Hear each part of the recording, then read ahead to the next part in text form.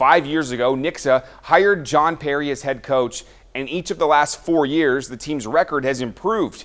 But the only way it can improve this year is if they beat the vaunted Kansas City area team that's always waiting for them in the state quarterfinals. Our Danielle King shows us how the Eagles arrived there Friday night on a mission. In the Class 6 quarterfinals, it was a battle of the unbeatens, 11-0 Nixa and 11-0 Lee Summit North. Now, both of these teams were bound to be absolutely explosive on offense. When it comes to the Broncos, they have a 4-star wide receiver, Isaiah Mosey, who's bound to do some damage. And then when it comes to Nixa, they were bound to do a lot of damage on the ground. They have Dylan Ribera, who was just 55 yards away from setting Nixa's single-season rushing record. And Ribera broke that 2,233-yard record early in the game, but it's the Broncos that start with the ball. North's QB, Mekhi Mitchell, keeps the ball for himself. He scrambles and finds a gap. He's in for the 9-yard tutty. It's the first time Nixa has trailed all year long. Nixa responds with a consuming drive that leads to the second quarter. Adam McKnight pulls off the QB keeper from 7 yards out. The Eagles and Broncos are all tied up at 7 now. That's when the Nixa defense comes to life. First, it's Caden Flood who breaks up the pass. Then 2 plays later, Broncos' Montrell Henderson gets sandwiched by the Eagles. The ball is fumbled and there's a pileup. It's Nixa's Ty Kellis who recovers the ball. Eagles capitalize on the turnover. McKnight with another keeper from 7 yards out. Eagles get in front 14-7. But before the half, LSN gets even. Quade Chapman with the ball, and he takes it all the way. North kicks a field goal for a 17-14 halftime lead. Then the scoring slows. Lee Summit North up 20-14 with just over 2 minutes to go. On a Broncos 3-and-out, Nixa comes up with a huge stop to make it 4th and 6.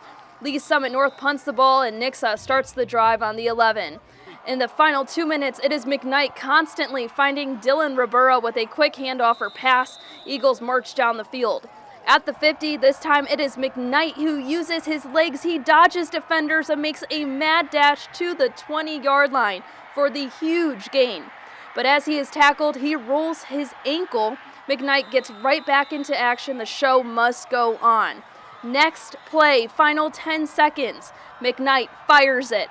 And it's Wyatt Vincent in the corner of the end zone, touchdown. Nixa comes up with a huge tutty to tie the game. Up next, Braden Kamke looking to take his team ahead, and the pat is good. Nixa stuns Lee Summit North 21-20 in the final moments. For the first time in 10 years, the Eagles are back in the Final Four. It felt like a high school movie or something, you see in the movies. I mean, words can't express. I was crying on the field and everything. It was awesome. It was brotherhood. We worked for that since we stepped on the field in June. He's phenomenal. He's been phenomenal all year long. The best way to describe him is he's just a dude. He's just different than everybody else.